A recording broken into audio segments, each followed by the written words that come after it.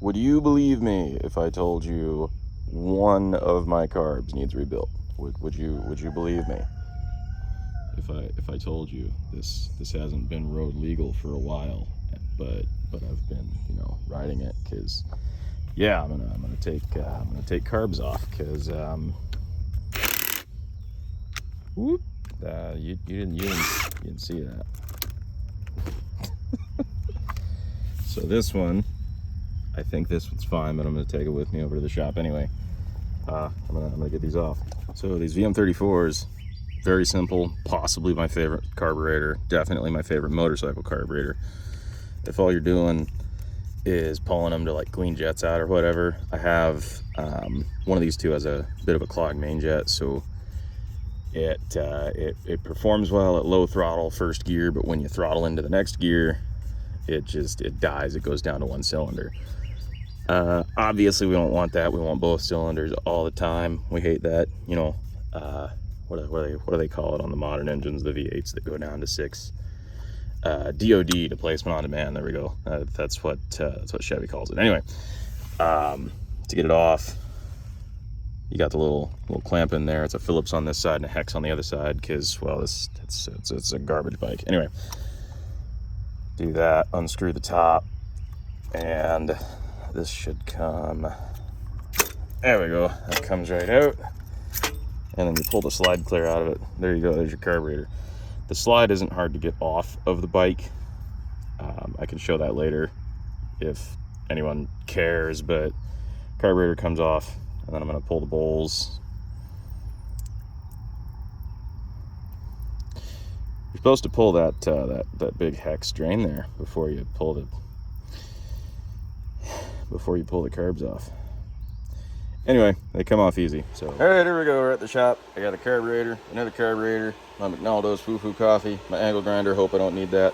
So you can see right away that green glitter in there. That is ethanol poisoning. Carburetors hate ethanol. All my homies hate ethanol. All my homies love carburetors. So there's a multitude of differences between these two identical carburetors. They're both genuine Mikuni. This one's just newer.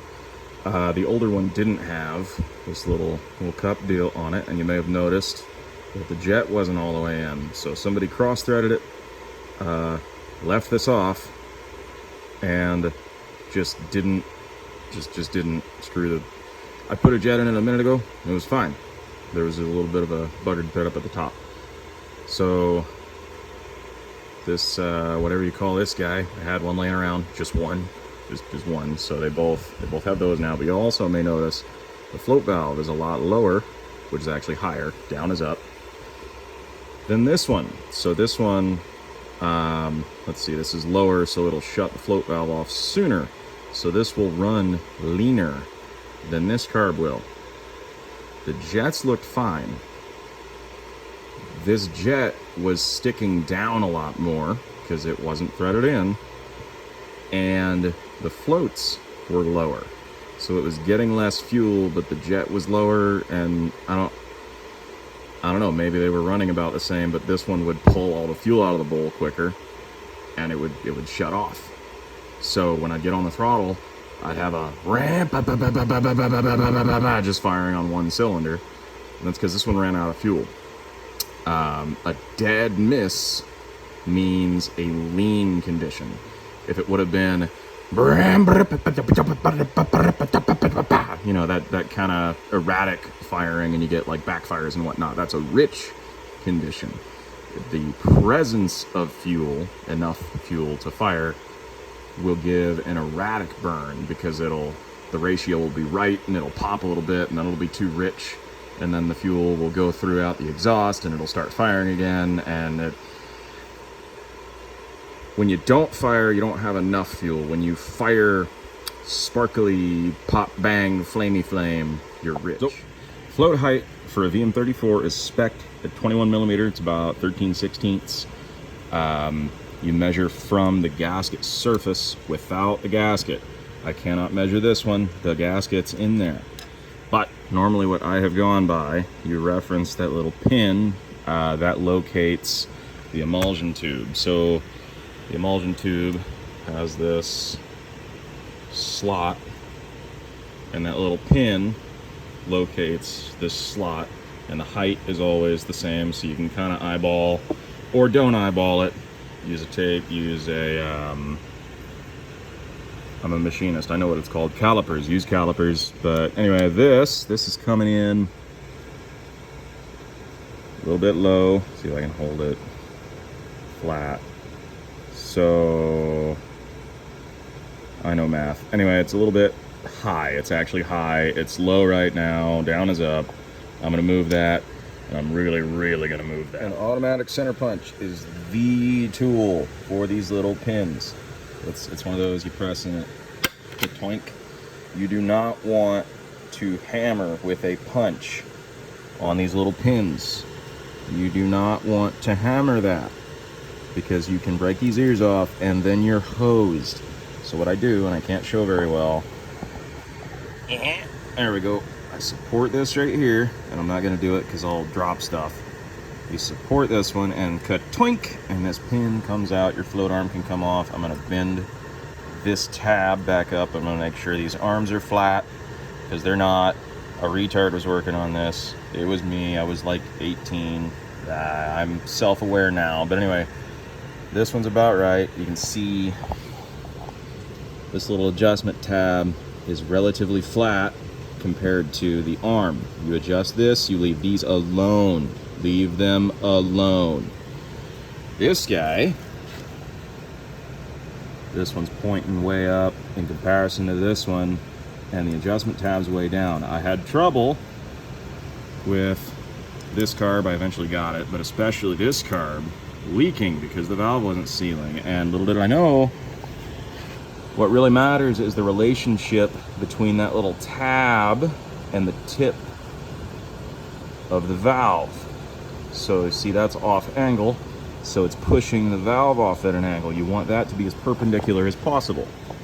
This one here, ooh, where is it? Hold on, where am I? There we are. See, it's pretty flat. It's just about perfectly perpendicular. This one seals. This one also seals purely by the grace of God. We're gonna put it back together to correct it. Another thing the last guy did, you see that little shiny plate thing that's between the float valve base and the carb? Don't have one here. I have this. So as you can see, it has thickness. It takes up space. It will move the float valve up.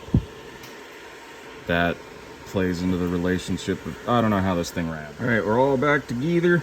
The float valves, float arms are in the same height in the middle in reference to the pin, depending on, you know, the angle I hold the camera at.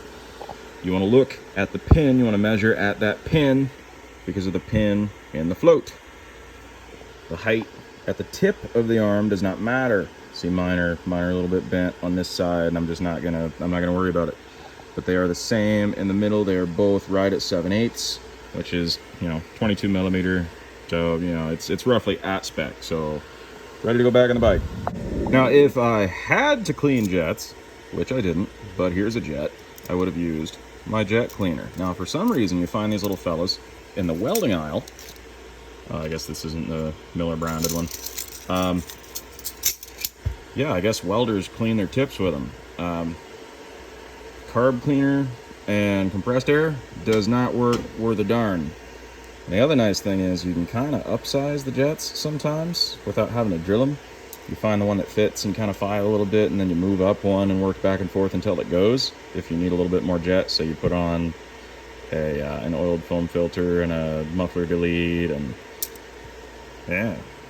Well, there you go. Carbs are done. It's that easy. All you need is a couple of these, points ignition, and you can make any piece of garbage run and drive you across the country. Should you do it? Probably not, but I'm gonna. And that's it. Cars are back on. Idle's great. The little flappers look like they're doing the same things.